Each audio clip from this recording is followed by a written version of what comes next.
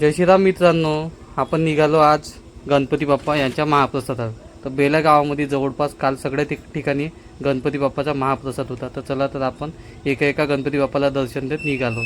तर आपण निघालो आपल्या घरापासून, आपली 2 चाकी गाडी घेतली आणि आपण सगळ्यात अगोदर पोहोचलो बाजारमध्ये गणपती बाप्पाला भेटायला. तिथं गेल्याबरोबर दर्शन घेतले आणि दर्शन घेतल्याबरोबर भला मोठा असा मोदक दिला. मोदक खाता खाता माणूस नाकीतनं आलं.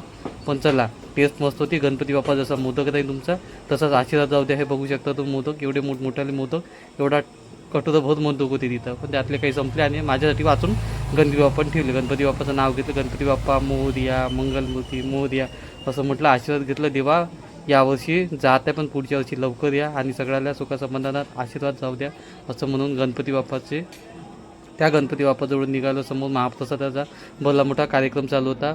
महाप्रसाद शेवट घेऊ सगळ्यात अगोदर, बाकी गणपती बाप्पाचे दर्शन घेऊ. तर त्यानंतर निघालो आपण माडी मोहल्ल्यामधल्या गणपती बाप्पाचे दर्शन घ्यायला. तिथं गेल्याबरोबर गणपती बाप्पाला पूजा केली आणि त्याच्यानंतर पाया लागले आणि गणपती बाप्पाला आशीर्वाद मागितले, देवा सुखा समाधानात जाऊ दे सगळ्याला, मी नाही सगळ्याला जाऊ दे, पूर्ण गावाला सुखा समाधानात जाऊ दे. ज्या लोकांनी 10 दिवस तुझी सेवा केली त्यांनाहीच ठेव आणि ज्यांनी नाही केली सेवा त्यांना पण ठेव आणि गाव असं सुखा समाधानात जाऊ दे असं म्हणून प्रसाद घेतला. समोर महाप्रसाद चालू होता. सगळेजण म्हणले दादा महाप्रसाद.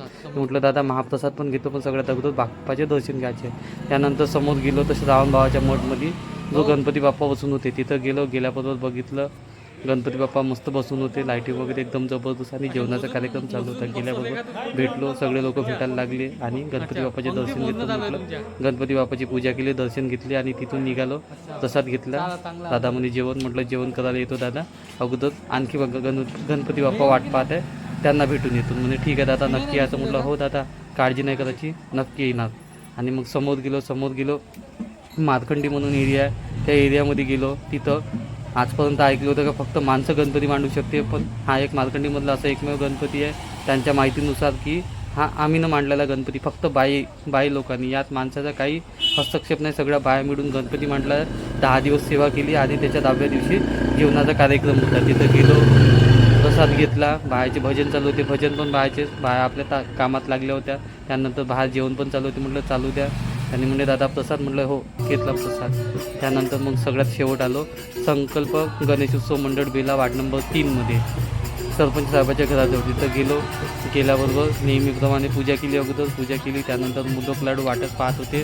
जशी पूजा संपन्न झाली तशी साईडनं आवाज आला, दादा प्रसाद. हां बोललो दे दादा. प्रसाद घेतला, मोदक घेतले. गणपती बाप्पा एकदम रामासारखे होते. समोर तुम्ही लोक पाहू शकता, एकदम लोक जेवण चालू होते, काही वाट पाहत होते.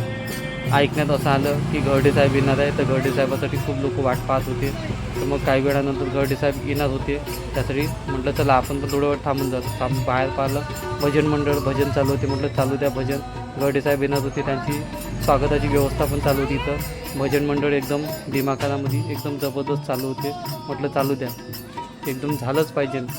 वारकरी संप्रदाय पुढं गेलाच पाहिजे आणि त्यासोबत हिंदू लोक आपण जागृत झाले पाहिजे आणि असेच एकजुटीनं जसे 10 दिवस गणपती बाप्पासोबत राहिलो तसं वर्षभर आपण हिंदू लोक, कारण की हिंदू लोक जरी जास्त असेल तर हिंदू लोकांवर खूप जास्त अत्याचार होऊन राहिले. त्यामुळे आपल्या सगळ्यांना एक होणं जरुरी आहे. त्यानंतर घरडे साहेबाच्या स्वागतासाठी एक खुर्ची ठेवली होती. तर गेल्याबरोबर दादा म्हणे बसा, घरडे साहेब यायला वेळ आहे तोपर्यंत तुम्ही खुर्ची विराजमान व्हा आणि लक्ष ठेवा काही कमी जास्त असेल. म्हटलं तुमच्या राज्यामध्ये काही कमी जास्त होणार का? सरपंच साहेब लक्ष ठेवायला तयारच होते. म्हटलं ठीक आहे चला तरी आपण बसू. साईडनं जिल्हा परिषद बाई बसून होत्या. त्यानंतर थोड्याच वेळात घरडे साहेब आले. घरडे साहेबांना आपलं स्थान संपन्न केलं. त्यांच्या साईडनं सरपंच साहेब बसले, त्यांच्या साईडनं उपसरपंच, त्यांच्या साईडनं जिल्हा परिषद बाई आणि त्यांच्या साईडनं वार्डाची मेंबरीन बाई, अशा 5-6 लोक आपल्या स्थानावर बसले आणि थोडे आपले जेवढं जमन तेवढं मार्गदर्शन या लहानशा संकल्प गणेशोत्सव मंडळाला देण्याचा प्रयत्न केला. आणि घरडे साहेबांनी सांगितले की गावासाठी काय करू शकतो काय नाही, ते अगोदर सगळ्यांचे सत्कार करायचं ठरवलं. तर चला मग एकाचे सत्कार होणं चालू झाले हळूहळू. त्यासाठी घरडे साहेबाचा सगळ्यात अगोदर सत्कार. आणि घरडे साहेबाचा सत्कार तुम्ही विचार नाही करणार की असा घरडे साहेबाचा सत्कार केला. घरडे साहेब म्हणून बाप्पा हे असं कसं काय झालं. म्हटलं घरडे साहेब काळजी नको करा, सगळं जे काही होते ते बरोबर होते. गणपती बाप्पा सगळ्यात बरोबर करते. तर आपले जे काही होते लोक. त्यातले एक नामदेवरावजी उमाटे आणि त्यांच्या अर्धांगिनी यांनी दोघं मिळून कर्डे साहेबांचं स्वागत कमळाचं फूल करून दिलं. ते म्हणे दादा अजून कमळाची तिकीट नाही भेटली, तुम्ही मला कमळाचं फूल दिलं, म्हणे काळजी नको करा. त्यानंतर जिल्हा परिषदबाई यांचं मस्करबाई यांनी स्वागत केले, ते पण कमळाचं फूल घेऊन दिलं. त्यानंतर सरपंच साहेब म्हणे की सिलेंडर द्यायला पाहिजे. त्यानंतर कुशाल भाऊ यांनी सरपंच साहेबाचे स्वागत केले. त्यानंतर उपसरपंच साहेबाचे यांचे पण स्वागत स्वप्नील भाऊनं केले. त्यानंतर मेंबरीनबाई यांचे स्वागत सीताबाई मस्कर यांनी केले. त्यानंतर कर्डे साहेबांनी आणि सरपंच साहेबांनी आपल्या मुलाचे मार्गदर्शन दिले. मार्गदर्शन चालू होते, एका मागोमाग एक लोक येत होते. जवळपास मला असं वाटतं का 200-300 लोक जेवण करायची वाट पाहत होती की कर्डे साहेब येणार आहे, आपण कसे जेवण करायचे.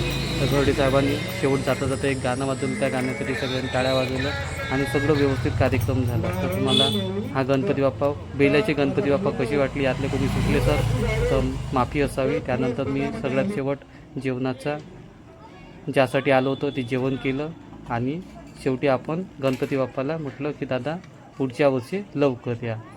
धन्यवाद.